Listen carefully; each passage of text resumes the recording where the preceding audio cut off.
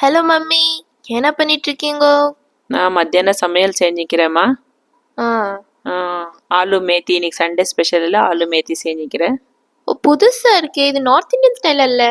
ஆமாம்மா. Okay, start பண்ணுங்க. First கடாயில் கொஞ்சம் கடலைக்கொட்டை வறுத்துக்கணும். நல்லா நல்லா வறுத்துக்கணும், ப்ரௌன் கலர் ஆகலே வறுத்துக்கணும். ஓகே. நெக்ஸ்ட் வந்து எள்ளு கொஞ்சம் ஒயிட் எள்ளு கொஞ்சம் வறுத்துக்கணும். அதே மாதிரி நல்லா ப்ரௌன் கலர் ஆகிற மாதிரி வறுத்துக்கணும். ஓகே. அதை நெக்ஸ்ட் திருப்போ கடலை கொஞ்சம் வறுத்துக்கணும். வறுத்ததுக்கு அப்புறமா கொஞ்சம் எண்ணெய் ஊற்றணும். எண்ணெய் ஊற்றி கட் பண்ணி வச்சுக்கிற பொட்டேட்டோவே நல்லா கொஞ்சம் உப்பு கொஞ்சம் போட்டு ஃப்ரை பண்ணணும். ப்ரௌன் கலர் ஆகணும் அது ஃப்ரை. அது நெக்ஸ்ட்டு பூண்டு போடணும். ஒரு 10 பல்லு பூண்டு போட்டு வெந்தய கீரையை நல்லா ஃப்ரை பண்ணிக்கணும்.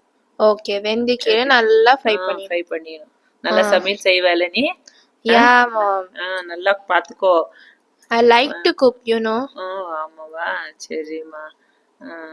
நல்லா ஃப்ரை பண்ணிக்கணும்.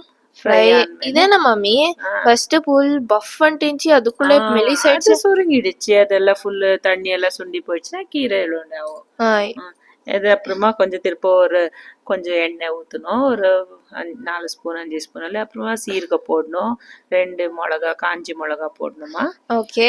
அதுக்கு மேல வெங்காயம் கட் பண்ணி வெங்காயம் நல்லா ஃப்ரை ஆனಮೇಲೆ நல்லா ஃப்ரை. ஓகே, நல்லா ஃப்ரை பண்ணிட்டு இருக்கீங்க.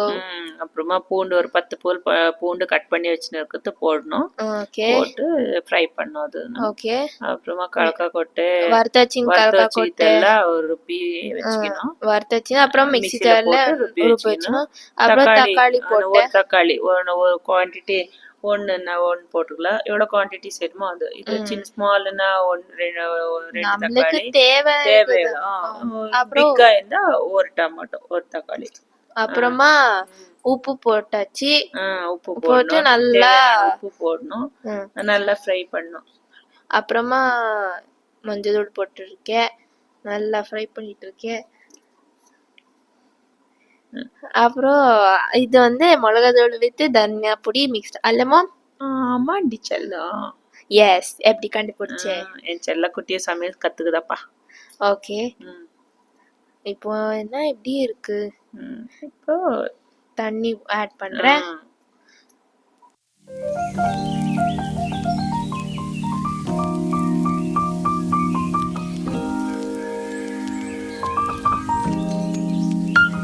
இப்போ எல்லாம் இது ருப்பி வச்சுக்கிட்டு இத மிக்ஸ் பண்ணணும். நல்லா ஊத்தி மிக்ஸ் பண்ணா நல்லா கொதிக்க விடணும். ஆக்சுவலி நான் இது முதல்ல என்ன தயிர் போட்டீங்க நினைச்சேன். அப்புறமா பார்த்தா ருப்பி வச்சிருந்தது. அதுக்கு மேல ஒரு ஸ்பூன் கரம் மசாலா போடணும். ஓகே. இப்போ நல்லா ஸ்மெல் வருதுமா. அரோமா. Aroma, good aroma. இப்போ பொட்டேட்டோ ஃப்ரை இருக்குது, அதுல போட்டு மிக்ஸ் பண்ணணும்.